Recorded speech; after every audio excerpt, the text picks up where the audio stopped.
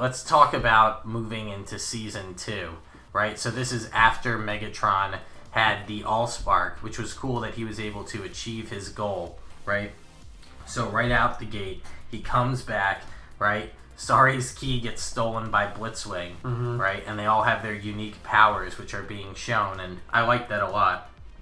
But like when you moved into Season 2, this is when the characters kind of came into their own, and I thought that the portrayal of Megatron having to work together and gather his forces again that are scattered across the universe and or the galaxy, probably. Right. But this is where Shockwave came in, and remember Lugnet gets jealous of Shockwave? Yes. Because just because the role he was playing was more contributing to Megatron's vision at the time, and Lugnet wanted nothing more than to be, like, the most pivotal part of Megatron's vision. He wanted to be the most loyal. Right, exactly.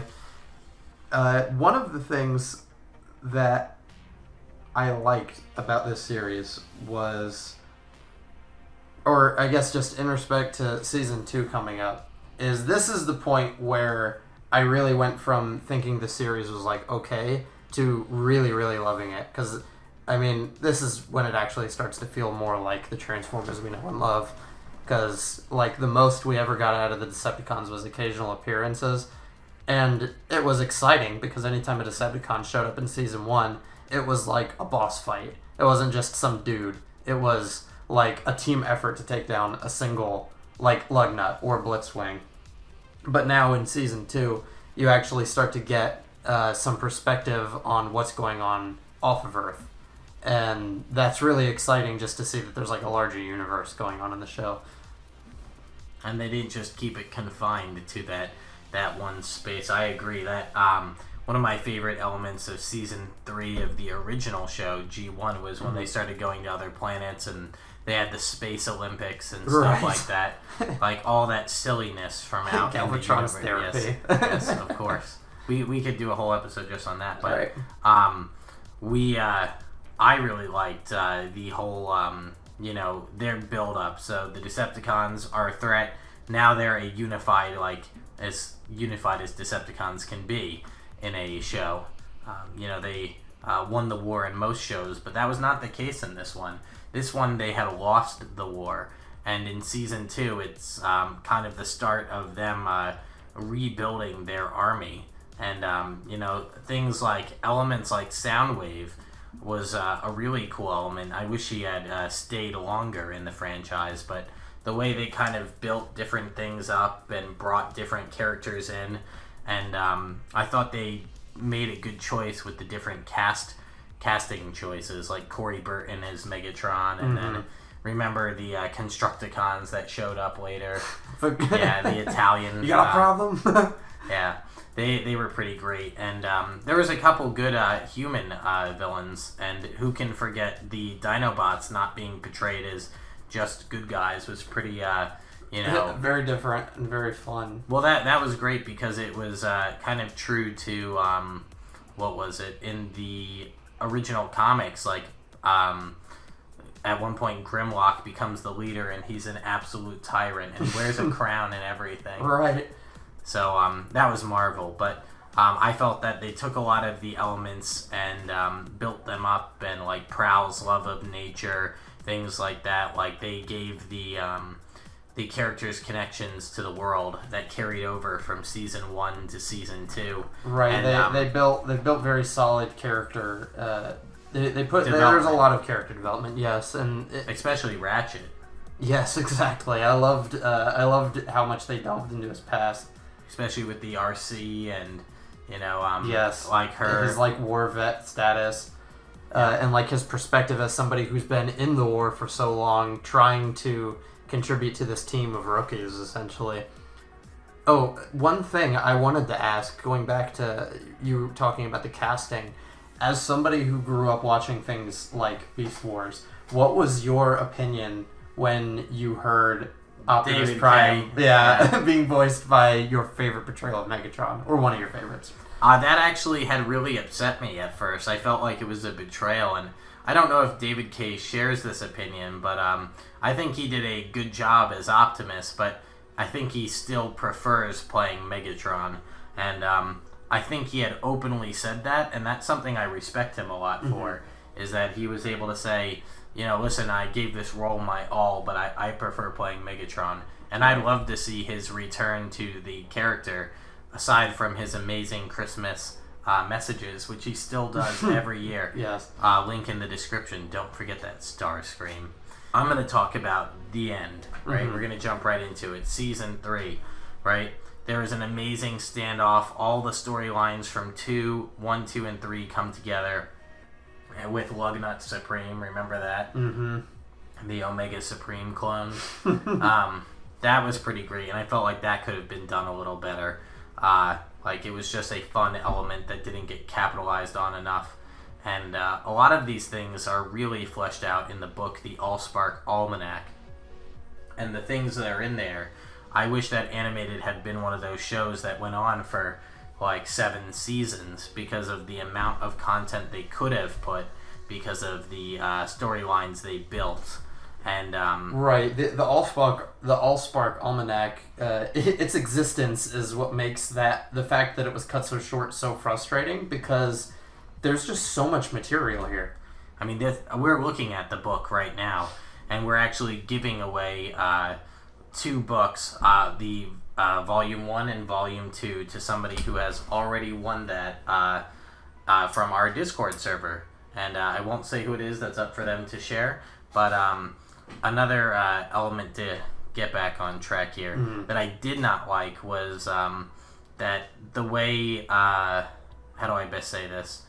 Like, the Autobot team, I did not like the giant chins. Yeah, I'm just kidding. You were a chin, though. No. You were a chin. You loved the chin. It's just such an eccentric way to make a character. I mean, look, even Grimlock has one. I mean, it's a little more justified, but they had to squeeze it in there. Chin. I love Sentinel Prime so much. His chin literally has like a giant cleft that's a screw. He's very much the Crimson Chin. He does have a cleft. I never really thought of it like that. But yeah, so to me that was a weird element that I didn't appreciate at the time, but now I find it really funny. But things like elements like that, the designs came into huge controversy. Like, if people who are now looking at Cyberverse and saying that it's bad, or Rescue Bots, a show that I actually really liked was Rescue Bots. But simply put, the designs were getting ragged on everywhere on the internet. Like, if you looked up Transformers Animated at that time, is bad. It was nothing but hate. Yeah, it was nothing but hate, and people weren't giving it a chance, and the way they started it out... the best defense that existed at the time was just, come on guys, give it a shot. Yeah. nothing really in depth. And it was hard to stick up for it because the Decepticons weren't really there, and like, you didn't know what it was building to. So again, it was one of those shows that maybe started slow, and it wasn't something that people were ready for. And there's been a huge calling to make a season 4, which I actually liked the ending of season 3, where Megatron gets arrested at the end of that fight. It wasn't. It was definitely. It wasn't in itself a cliffhanger, but it was definitely the opportunity to have one. Right, and that's what I liked about the ending. What I didn't like was elements of season 3. Like, it felt like maybe they knew it was going to end, maybe they didn't.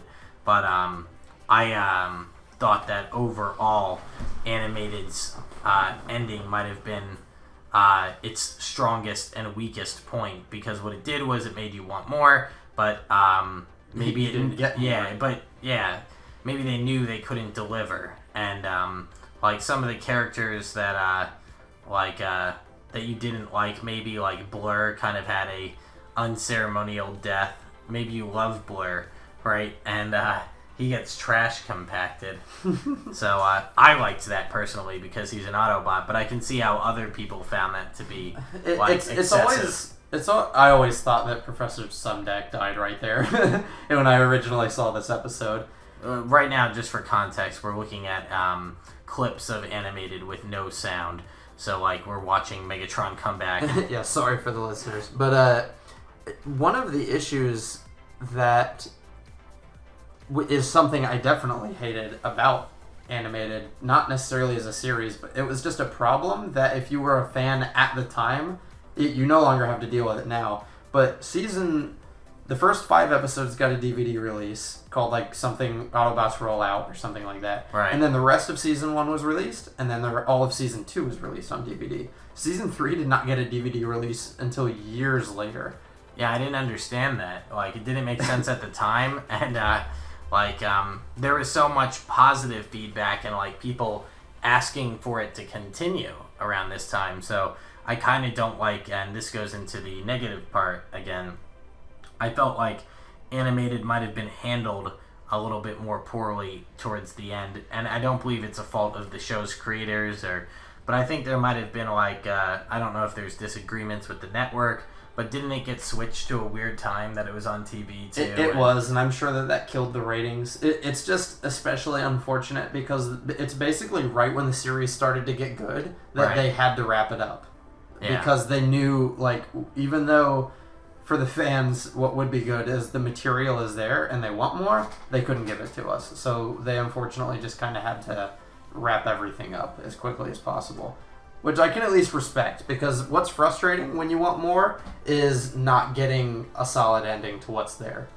I mean, yeah, they could have cut it cold turkey, but yeah. Like some of the, like, when I talk about wanting more is like the silly episodes, like the Prowl getting space barnacles, or, you know, like some of the more human-centric episodes.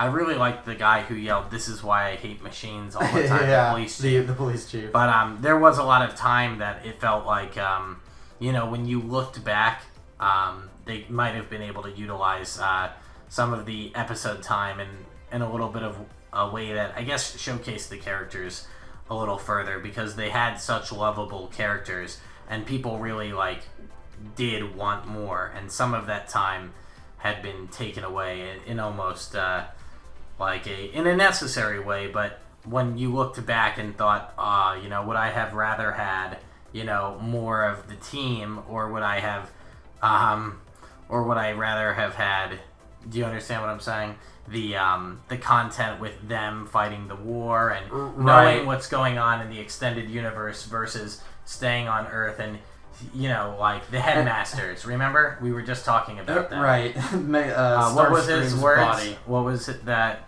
Total ponage. Oh, right? yeah, that's the kind of stuff that, it's funny now, right? But when they ended, you were like, darn, I got total ponage versus knowing what's happening overall in the universe. Yeah, in the universe.